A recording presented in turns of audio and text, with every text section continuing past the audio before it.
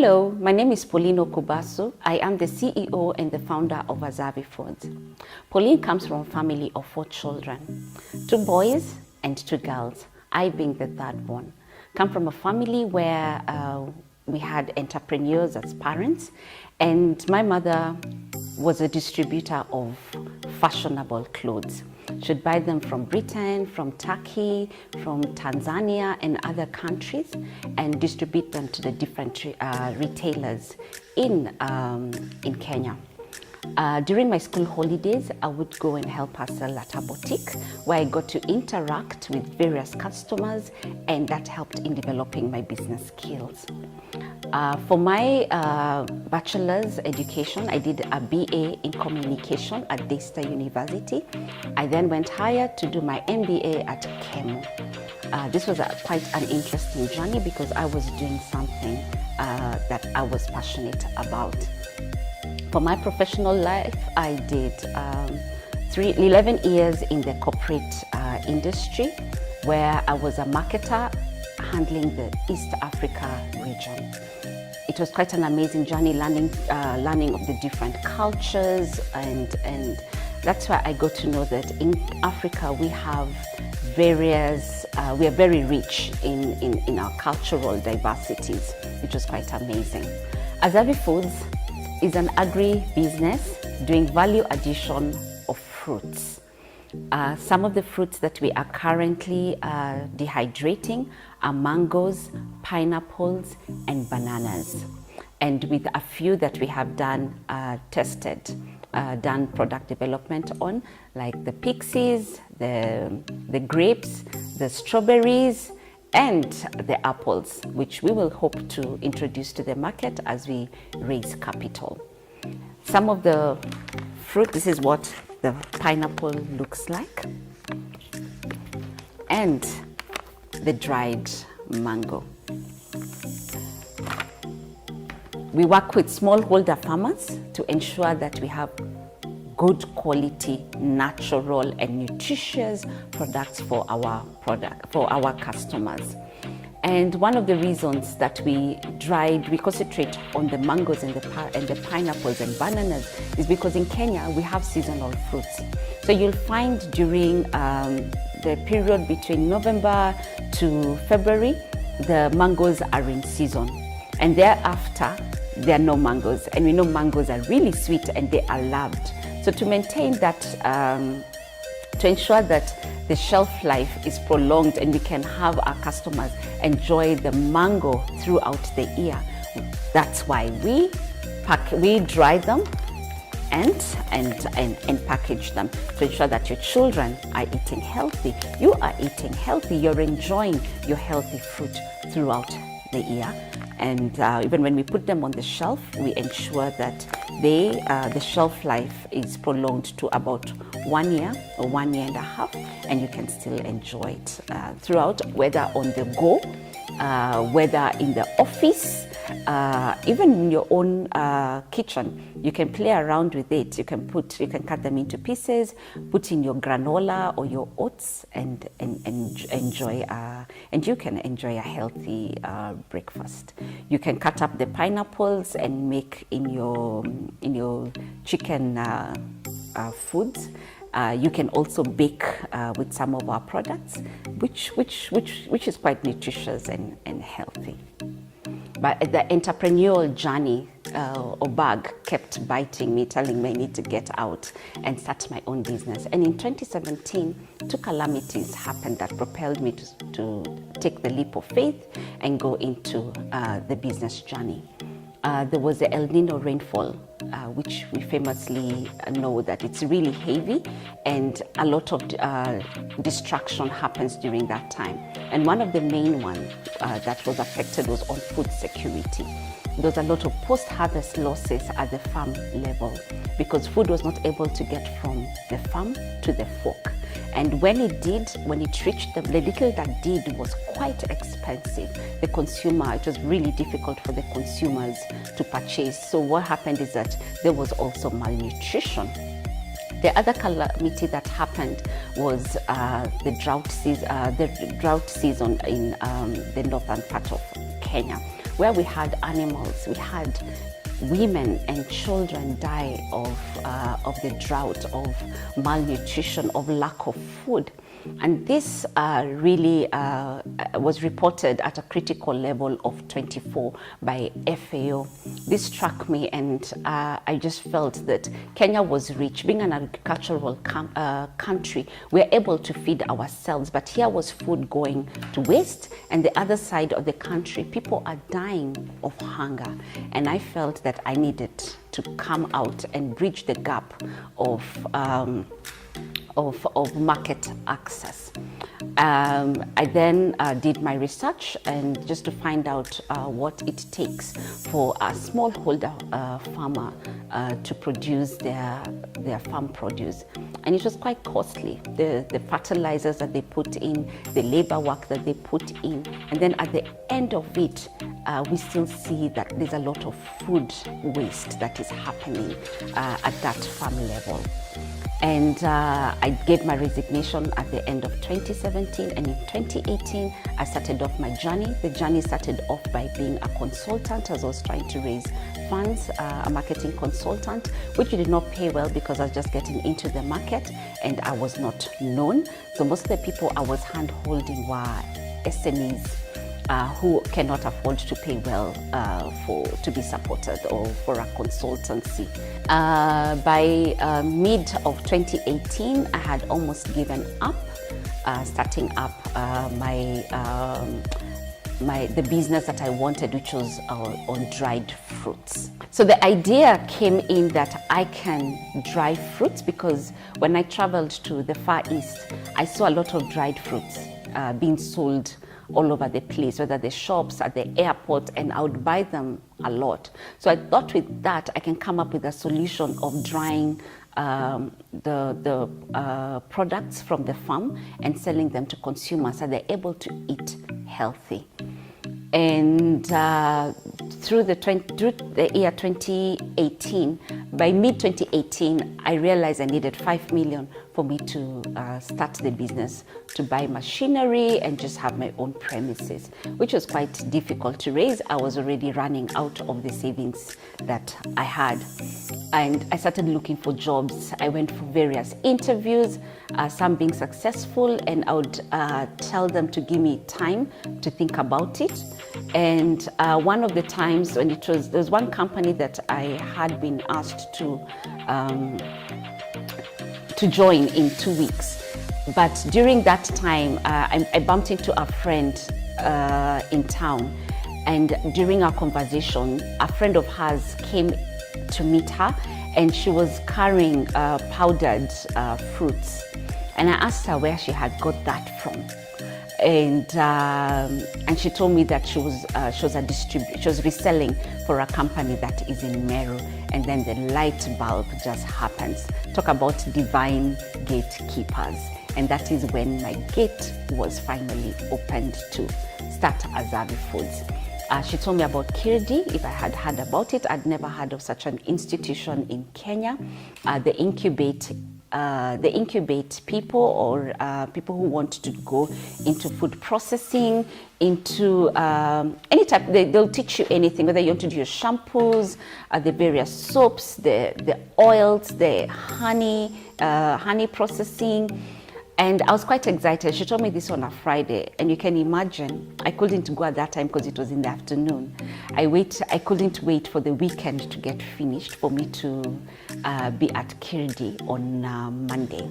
And Monday I went in. There was a back and forth at the gate, but I somehow found my way into the production place. And like they say, the rest is history. I was trained, I got certified while at the same premises, and I had my brand done. Being a marketer by profession, I was able to visualize and put down the design of what my packaging should be like. And Kirdi helped me in going through the KEBS standardization. It was quite, I can't say it was really tedious, because with their support and with experts there, food scientists and marketers there, my products were able to pass the test. So in 2020, during when it was announced that there was lockdown due to COVID, the pandemic, that's the week when I had been scheduled to dry my fruits. And unfortunately, I had post-harvest losses at the production level because Kildi had to close. I had bought a lot of fruits from the farms, and there was nowhere for me to take them. So I watched them as some of them rotted, some I gave to my neighbors, others I put in a deep freezer, which I kept, after a week I just felt, even after Kildi's open, I would not be able to sell the same products to my customers because they would not be fresh. So that really impacted me heavily. And then we also know that most of our customers were affected. So customers were not buying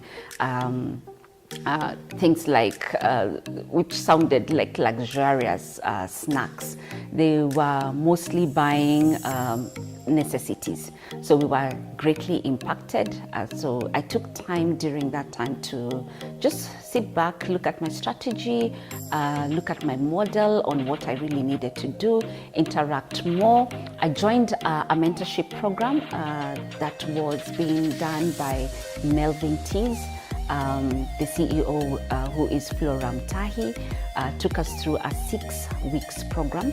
It was quite engaging. We had different micro SMEs in the forum. She got us different experts that took us through the whole model of from when you start a business, the things that you need to look at, whether it's HR, whether it's finance, and just the whole networking thing was mind-blowing, and it was quite exciting for me.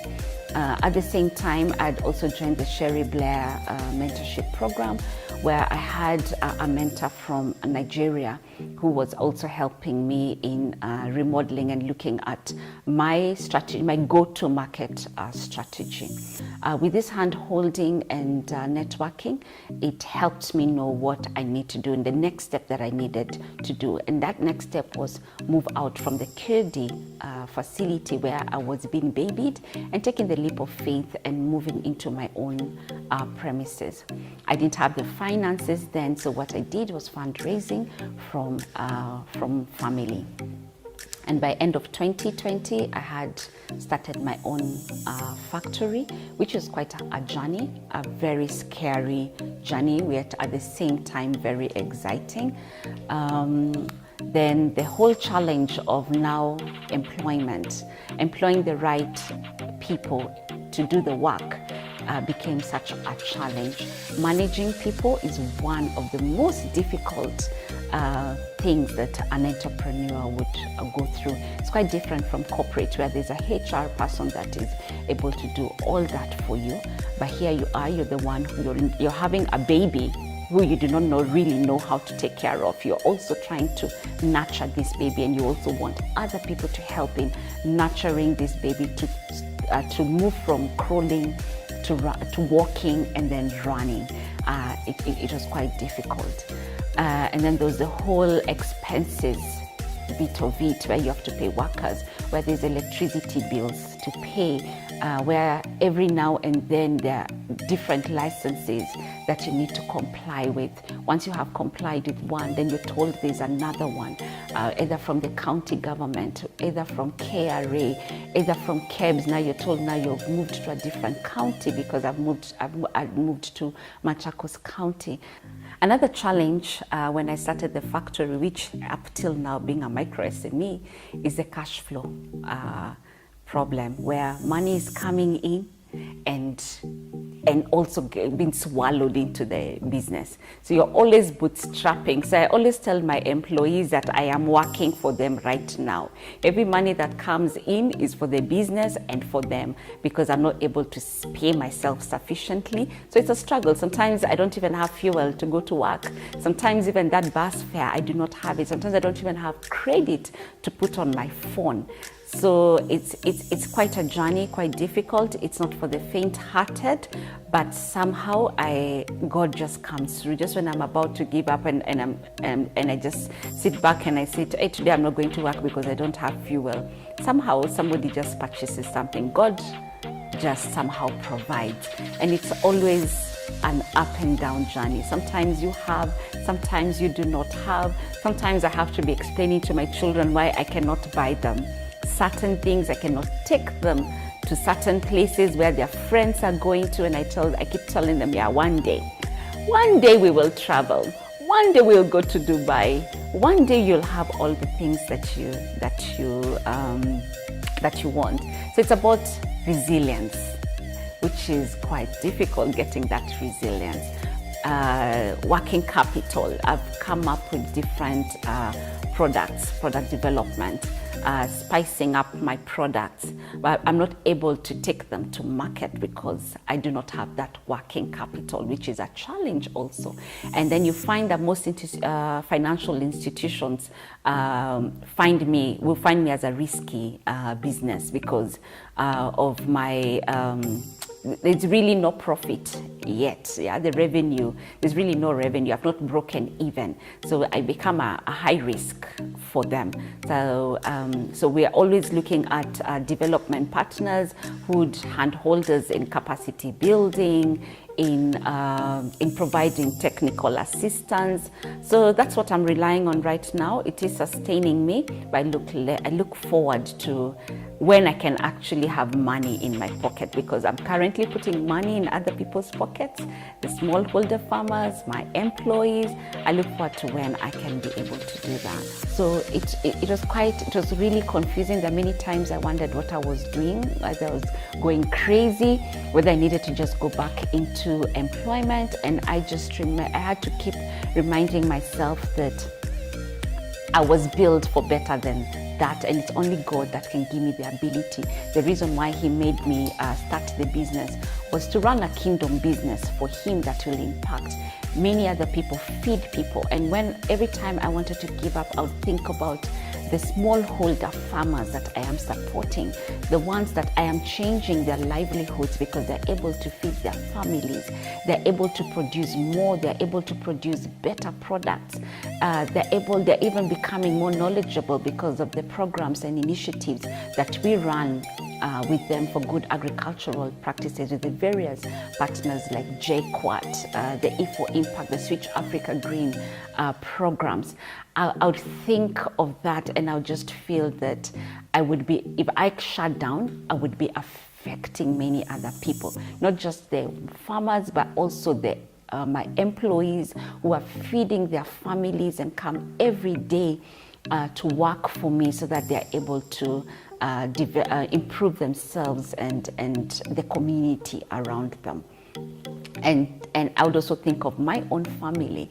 My family is excited, my husband, my children. I have 3 children who are really excited about AZAAVI Foods. Me coming back and telling them that I need to close, my children will be shattered because they have seen me watch the journey. They have seen me carrying products from Kildi and would come home to package together. They would give me ideas, they would put the labels, and it was quite exciting. So they have been a part of it. So I'll be affecting many people. And it's not easy. It's really not easy. There are many times I'll tell you that I want to give up. So from there, I have grown the company. Currently we have 5 permanent employees. We bring in casuals when there's more production needed. We have outsourced some of our services like logistics, delivery to customers. We have outsourced our finance part. For me, finance is a broccoli, so I work closely with the experts who do finance for me and accounting. Then we are currently in various retail stores. We are in Naivas. We are on the way supermarket. We are at Art Cafe and many other small retail stores, and hoping to get closer to where you are in the near future. We are online. You can get us on our social media pages, which is at AZAAVI, that is Instagram, Twitter, and Facebook. We have our own website, which is www.azaavifoods.com. You can buy your products from there, and we will deliver to you within 24 hours. We are happy to be able to create sustainable production practices from the farm to the fork, and also promote healthy eating practices for our customers. We want to make the world a healthier place.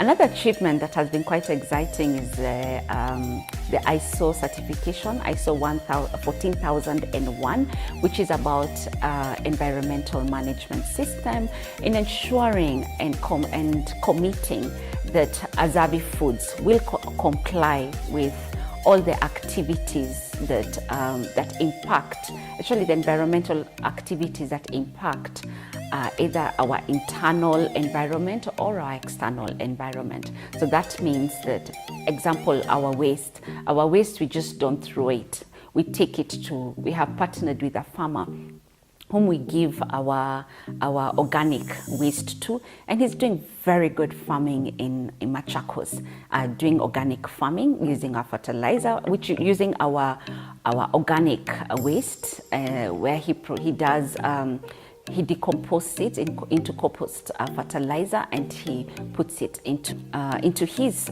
vegetables, and in exchange he gets to feed us at the factory. So every week on Thursday we go to his farm and we pick vegetables from him, which we also feed our family with. So for me, that is a very good achievement. The other one is on how we manage our water, where we recycle and we reuse our water. It's good to ensure that you are impacting on your environment positively. We are not depleting our environment. If anything, we are ensuring that it does grow, it does feed us, it does sustain us.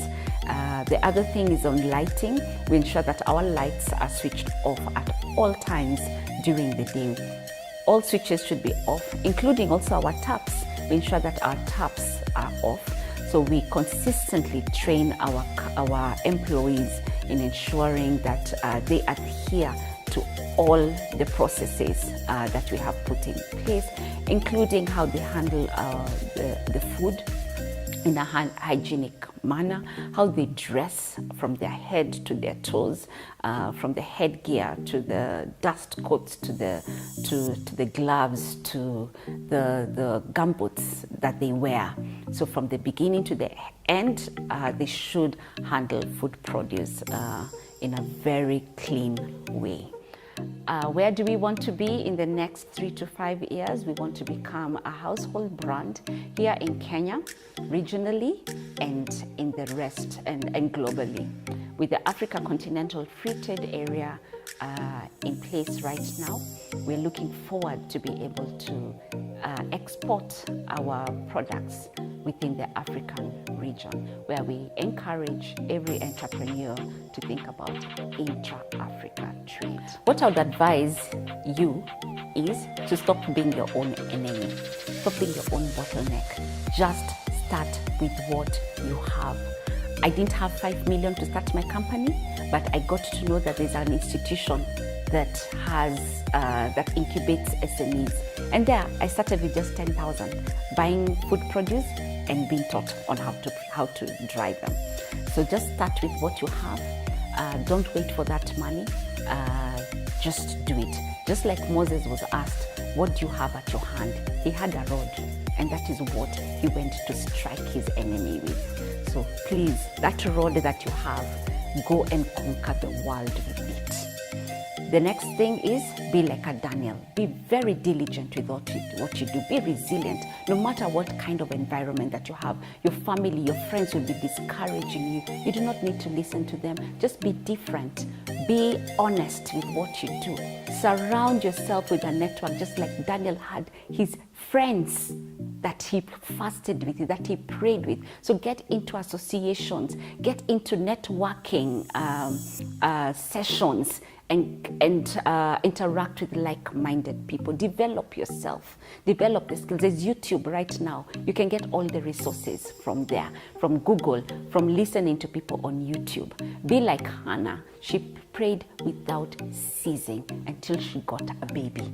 So you too, pray without ceasing. God has given you an idea. He's given you, he's planted a seed in your mind.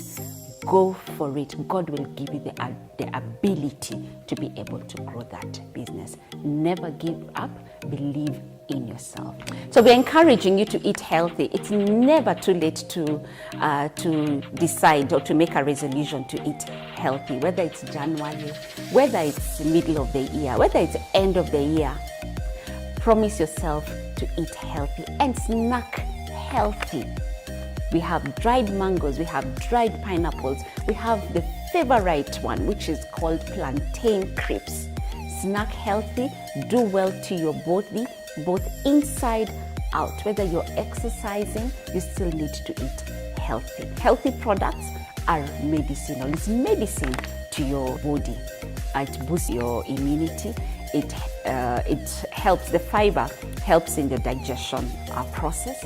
So let's do this. Let's feed our families in a healthy way. Let's make this world a healthy place. When you buy from AZAAVI, you're supporting the smallholder farmers in Kenya. Let's feed each other. Thank you. You can get us on social media, on our social media pages at AZAAVI. That is on Instagram, Twitter, and Facebook.